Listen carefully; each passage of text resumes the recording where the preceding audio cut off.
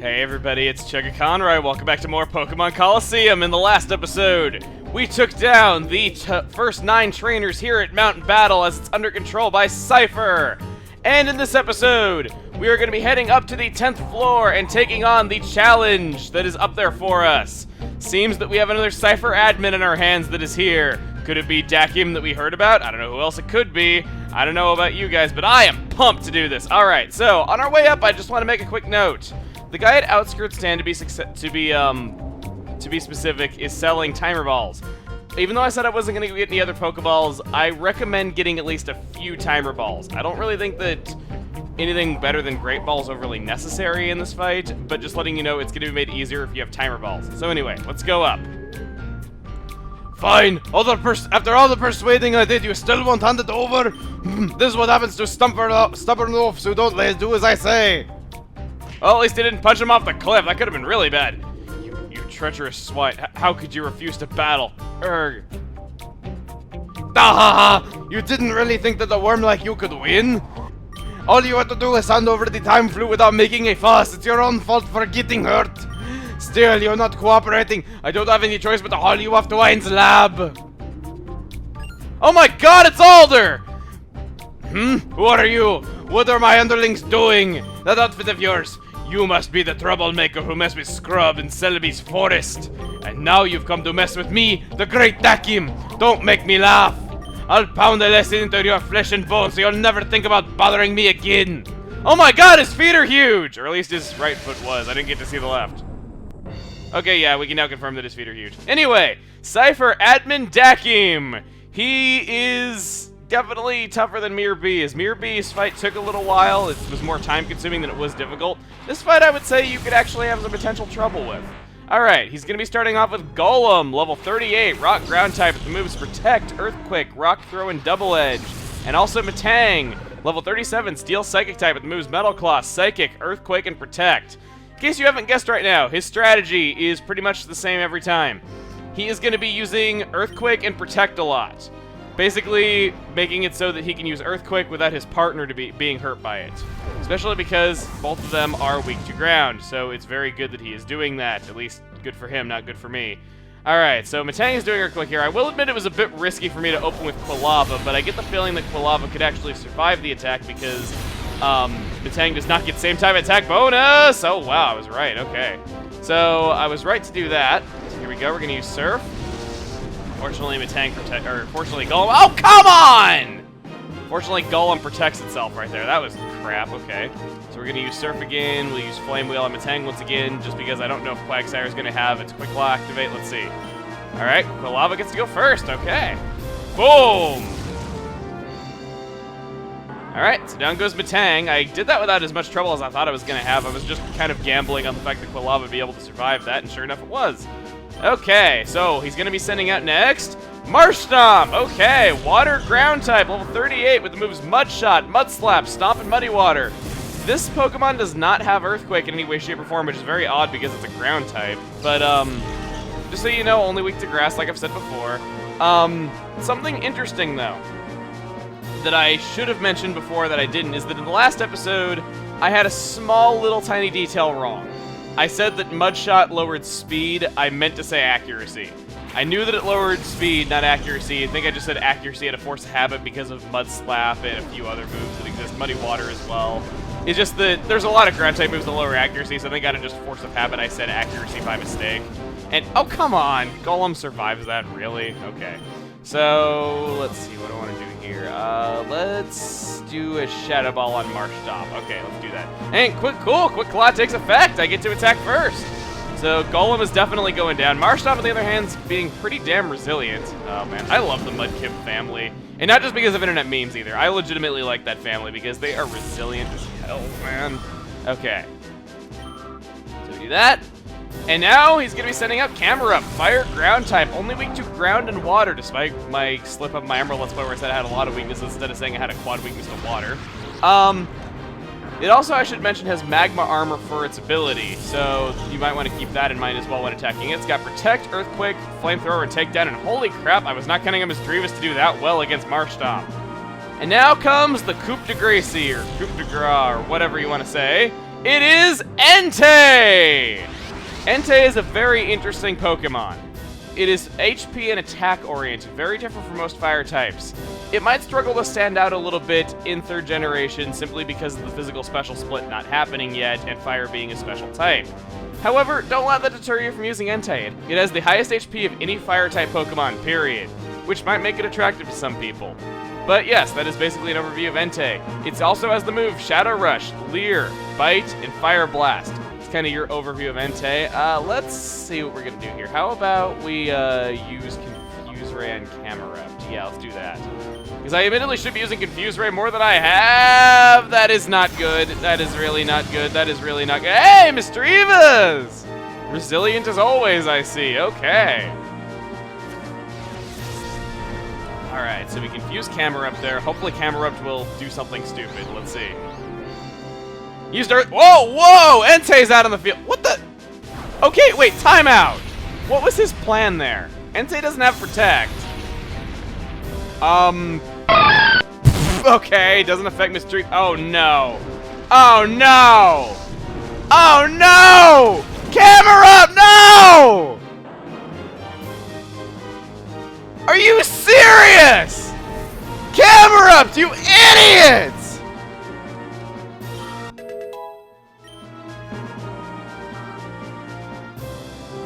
Oh my god! Apparently Dakim really didn't want me to snag it. I'm not cutting out failed snagged attempts in this Let's Play, but just like with Mirabee Sudowoodo, we will get another chance. Oh my god, so I'm gonna have to catch that later on. Can I have a time where I actually succeed at snagging a boss's Pokemon? I mean, to be fair, that was kind of a smart move on Dakim's part, but still! What was the AI thinking there? It's like, I'm gonna snag your Entei! Not if I have anything to say about it! Uses Earthquake! And the thing is, I guarantee you, Quagsire Surf would not have taken out Entei either. I was just using it to soften it up. Because like I said, Entei's got loads of HP. It would have survived, because Quagsire's special attack's not even that high. So, no, I wasn't making a dumb move. I was making a pretty logical move. The way you handled those Pokemon with your audacious skill. Who are you? By the way, I love this song so much better than the other one. And what's Master Dakim? Ah, scrub! You were helplessly outclassed against him. You had 0 chance of winning. I'm pulling out for now. You go to Ein's lab and help out there. As you wish, sir. This isn't over. Stronger Pokemon are being made even now. You'd better get serious about training your Pokemon for our next meeting. Da ha ha! And wow, that was cool. And ooh, shiny! Not shiny homework, just shiny. No homework involved. We got an F disc. Okay, sounds very random. All right, let's help Vander up if we have to. Yeah, he got it by himself, so we didn't even need to help him. Ow, that was an experience. That wasn't an experience I'd ever want to have again. I'm glad you came to my rescue. Thank you. I'm Vander. I'm an area leader here at Mount Battle. Now this made me wonder, why do they need us to save us? Don't they have more powerful area leaders that could have just come down off of their thrones to help us? I mean, Ruby explained everything that happened to Vander. That's really necessary text there. But yeah, it's just like, what is so necessary about this? Like, why do they need us to save us? Anyway, though, Vander's showing us the Time Flute. It's in his very, very malformed hand. It said the Time Flute will summon Celebi, but just once. There must be something about Celebi that frightens them. They obviously don't want Celebi to encounter Shadow Pokemon. But let's not spend any more time here. Let's go back.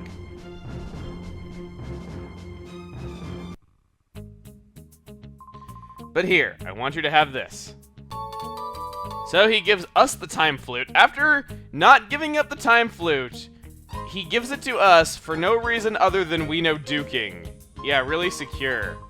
Hey, Cipher, all you need to do is just say that you know duking and you can get anything you want. Alright, so we can use it to save Shadow Pokemon from sinister people. And right there we get TM47. Let me see what that is really quick. I don't believe that was there when we were here before. Hopefully it was, or else I got like yelled at in the comments. We have Steel Wing right here, which is interesting. It's a steel type move that most flying types can learn, and it has the ability to raise your defense occasionally. Nothing I have is able to learn it. I don't think I'll be catching anything that can learn it, but hey. We don't really have anything else that we can do here at Mount Battle right now. We could take on the challenge of 100 trainers, but yeah, I don't want to do that right now. Ugh. We'll do that another time. Basically, though, the Time Flute, I'm going to hold off on using it for right now, but in a nutshell, what it is that it will purify any Pokemon instantly so that you don't have to lower its heart gauge in the slightest. You can just instantly purify something if you just want to use it that badly, without having to worry about the crutches of it being a Shadow Pokemon. Oh, Rui, I heard there's a big commotion up Mount Battle. Egan's worried sick about you. Quick, hurry home and reassure him that you're safe and sound. Okay, I guess for once... I guess considering how much we neglected Egan for a while, I guess we could head up there and, you know, reassure him a bit and just further the plot along without doing anything stupid. Alright, so, what do we got? Ah, Rui and Wes, it's good to see you back. So how goes it? We trance the Cretans that raided my battle. What happens if we say no? Ah, you shouldn't joke that way. Wow, he's got a lot of confidence in us. So how goes it? Oh, he's gonna ask again. I expected nothing less of my own granddaughter. She didn't do anything! All she did was be like, hey, look, that Entei's a Shadow Pokemon. Oops, it's dead. That's all she said. I see. So Vander conferred the Time Flute upon you. So what are you waiting for? Depart from Relic Forest and summon Celebi at once. I wonder what would happen. I find it quite exciting. Oh, yes, something I've forgotten. Wes, may I have the number on your PD, thing? Alright, so we give him the PDA number. Good. I'll try to reach this number if anything happens. This makes us pen pals. Ho, ho, ho. He really is old. But, I can't get through there. Let's, head upstairs. I always wondered what was up here. I don't think I've ever actually checked. We gotta... Oh, of course, Torchics are allowed in your house, but no Mudkips. Ugh. Nothing up here really of no... Wow, Egan, I am so sorry.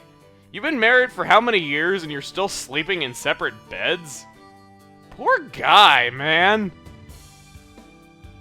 He's been married for how many years and he's still not getting any? Really? And you can actually see the rails coming up from under the floor right there. That's kind of weird. Poor guy. His relationship must be in shambles. Greatest trainer ever? Man, he deserves better than that. Okay, I'll stop. But yes, so we got the F disc from... We got an item called the F disc from, Rui. Okay, I'll just leave her there. We got the item called the F disc. What we can do with that we'll show in a bit, though. But for the time being, we want to talk to this girl over here. She will only be here after you fight Dakim at Mount Battle. I came to this village so I could learn more about becoming close to Pokemon. All I know is the clone massage method for making Pokemon friendly. Do you know anything about the clone massage method? No! Pokemon get very happy if you massage them with various kinds of scents. Actually, I have an extra cologne case with me. You can have it. Okay, so, with that, we have the cologne case. So, we now have the ability to go to the Pokemart in Agate Village. Okay. I had a lot of people saying that I was saying it wrong because I was still saying it wrong because the emphasis is on the second. It was on the second syllable and not the first. All I know is people were writing Agate in the comments, and that's how I was reading it. That's all I was saying. So, go over to the Pokemart, and we can now buy these scents. So, a Joy Scent will lightly open the door to a Pokemon's heart, an Excite Scent will open it a bit more, and a Vivid Scent will open it even more than that. So, this is a way that you can just kind of convert money into lowering heart gauges. It's nothing more complicated than that. It's just kind of a simple way of doing that. But, I don't really think we have anything else that we can do around here, so how about next time on Pokemon Colosseum, we try to find out who that F-Disc belonged to. See you guys then. Oh, actually no, wait. I have a nickname for Quilava here. I would like to announce what the winner of that contest was. Now, wow, Quilava's actually not conscious to receive his nickname. Could you imagine how scary that would be, like being knocked unconscious, being woken up, and then suddenly having everyone refer to you by a different name and you have no idea what's going on? Like, it would drive you mad.